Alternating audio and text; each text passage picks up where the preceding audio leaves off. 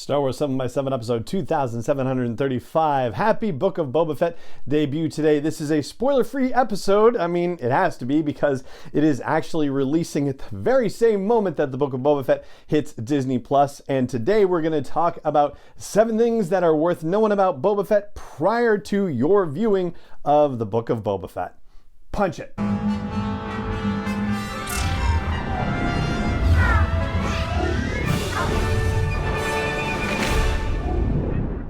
Hey Rebel Rouser, I'm Alan Voivod and this is Star Wars 7x7, your daily dose of Star Wars joy, and thank you so much for joining me for it. So we've been sitting with Boba Fett for a few weeks here on the podcast, and now that we are meeting Boba Fett once again in the Book of Boba Fett debuting on Disney Plus today, I thought it would be a nice idea to kind of summarize who Boba Fett is, or at least the version of Boba Fett we're going to see in the Book of Boba Fett as we move forward.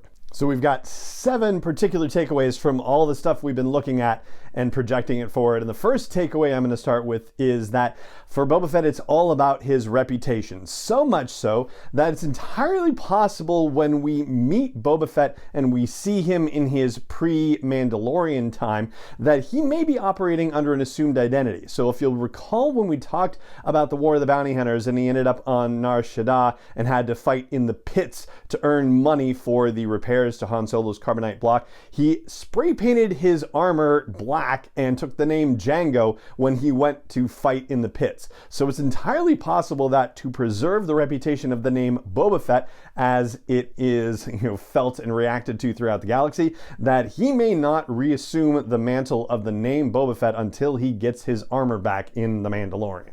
Leading into that second takeaway for you, as far as his reputation and his identity, it seems like he's not very concerned about who sees his face while they see him as Boba Fett, while he has his armor. And it kind of suggests the possibility that in the action scenes we see that we're presuming happen before he gets his armor back, right? When he comes into that room and the 2 characters that look maybe like Camie and Fixer who are being attacked, like we've seen additional footage where some sort of firefight happens. Well, it seems like Boba Fett is not particularly concerned that anyone has seen his face and could connect it to a non-Boba Fett character that he might be assuming. So that suggests that he has covered the tracks of any particular assumed identity he might have had, and that as he returns to the role of Boba Fett, he is returning to it in whole cloth and doesn't care who sees his face, because it doesn't matter who has seen his face before. The third takeaway has to do with something for which I've given Boba Fett credit consistently over the years. I've been kind of poo-pooing Boba Fett and his supposed notorious, most fearsome bounty hunter in the galaxy status for a while. I think back when the podcast was in double-digit episodes, there was an episode to the effect of, "Is Boba Fett a chump?" or something like that. So yeah, this has been historically documented here on the podcast. But one thing I've consistently said about him that is, top tier are his detective skills.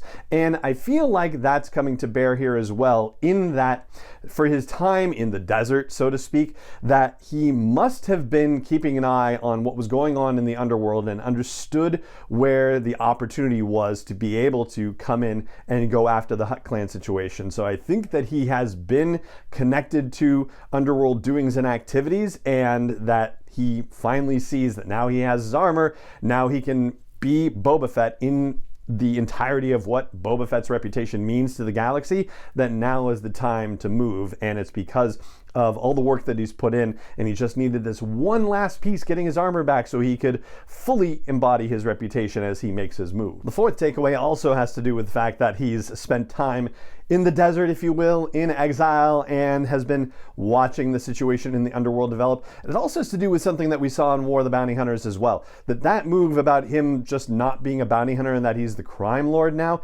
it's really about money. And he's talked about making a profitable enterprise with people in various trailers that we've seen. But the thing that sprung to mind related to War of the Bounty Hunters is the fact that when he arrived on Nar Shaddaa and was trying to get Han's carbonite block fixed, the person that he was going to have do it, he didn't have credits to pay the guy. He didn't have credits to pay the doc, and that's why he had to go in the pit fights. This is Boba Fett, the alleged most fearsome bounty hunter in the galaxy, which also means probably the most expensive, the most successful. So he has a reputation for being the best.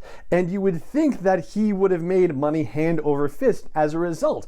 But as close to the events of the Return of the Jedi as, like within 6 months of that, he didn't have enough money to pay for the repair of Han's carbonite block and had to go fight for money. So you have to imagine that after all he's been through, maybe he doesn't want to return to the bounty hunter life because it's just too much work for money that isn't taking care of whatever his needs are, and that's why he is making this particular move. A fifth takeaway I have for you is that I think he's become more brutal as he's gotten older. It seemed to be the case that bounty hunters just reputationally didn't kill anyone, didn't hurt anyone, didn't bother with anyone unless they were getting paid for it or, self-defense, right? And it seemed like that was the case with Boba Fett as well as I went through the stories of him in the current canon timeline. But as we get closer to and then within the original trilogy timeframe, it does seem like he takes opportunities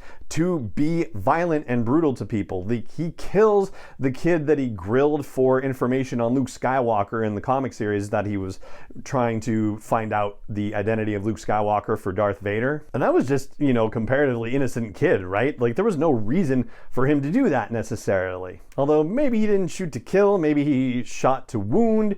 And, we didn't necessarily see the kid's death. I mean, there have been a couple of situations where it looks like Boba Fett actually killed someone and it turned out it didn't happen. But I mean, like kicking Zuckuss over that off the landing pad, Zuckuss survived the fall, but it certainly didn't seem like Boba Fett was trying to use only the amount of harm necessary to survive. No, that was actually like a murderous intent situation. But that rolls into the sixth takeaway I have for you, which is how he treats other bounty hunters. And it seems like bounty hunters, like there's a whole guild situation basically where they're not allowed to kill each other for all intents and purposes, but they are apparently allowed to scrap in engagements at some level. So, IG-88 had a shot at the carbonite block of Han Solo, and all Boba Fett ultimately ended up doing was freezing IG-88 in a little blast of carbonite that Boba Fett had installed on his ship on Nar Shaddaa.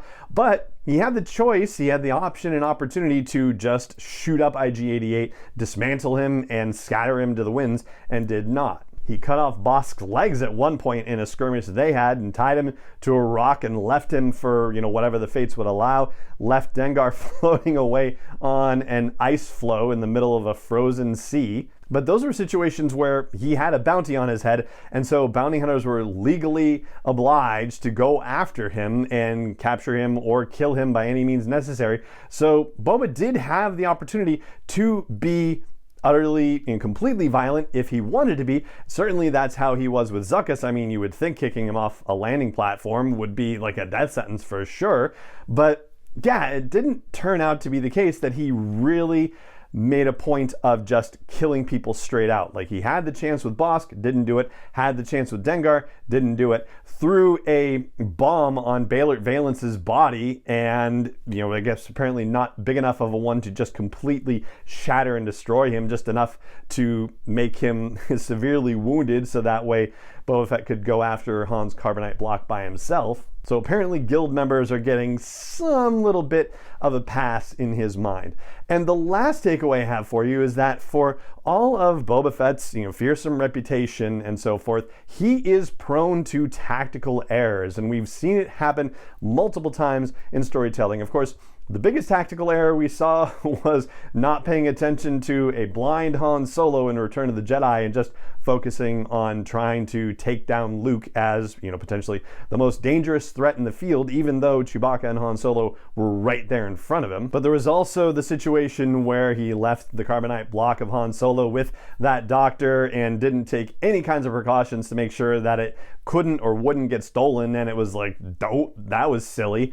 There's the time when he was on a job with this Deva Lompop character who was previously Jabba the Hutt's favorite bounty hunter, and Deva just kind of went doink, with a poison, some sort of poison knife situation. Not enough poison to kill him, just enough to knock him out, but Boba never saw it coming, and he was like, ah! So hopefully for his sake by now, he has learned not to trust anyone, and that applies to Fennec Shand as well. Certainly she owes him for him saving her life, but at some point she's probably going to decide, you know what, I think my debt's paid and I need to go do my own thing. And whether that is just, a nice, neat exit, or whether there's going to be problems involved with that, well, I guess we'll have to see. But Boba Fett is really kind of wired more for the, the frontal assault and the sort of individual sneak attack, if you will. He's not necessarily wired for the kinds of machinations that criminal syndicates may bring. And if I'm right about the whole Crimson Dawn thing, the level at which Crimson Dawn is manipulating scenes and situations and stories and people, that is probably a few pay grades above what Boba Fett is experienced with, and that may end up being his main challenge, not necessarily just over the course of season 1, but it may be the seeds of a larger problem with which he has to deal over the course of multiple seasons of the show. And so there you go, 7 things to know and consider about Boba Fett based on all the time that we've spent with him over the last month and how it may play out in the Book of Boba Fett. And that is going to do it for this episode of the show. Tomorrow, yes, we'll be talking about episode 1 in all its glory. But for now, that's going to do it for today. And it just remains for me to say, thank you so much for joining me for the show as always. And may the Force be with you wherever in the world you may be. 7x7 is not endorsed or sponsored yet by Lucasfilm Limited, Disney, or 20th Century Fox, and is intended for entertainment and information purposes only. Star Wars, the Star Wars logo, all names and pictures of Star Wars characters, vehicles, and any other Star Wars related items are registered trademarks and/or copyrights of Lucasfilm Limited, or their respective trademark and copyright holders. May the Force be with them. All original content is copyright 2021 by Star Wars 7x7. We hope you love it.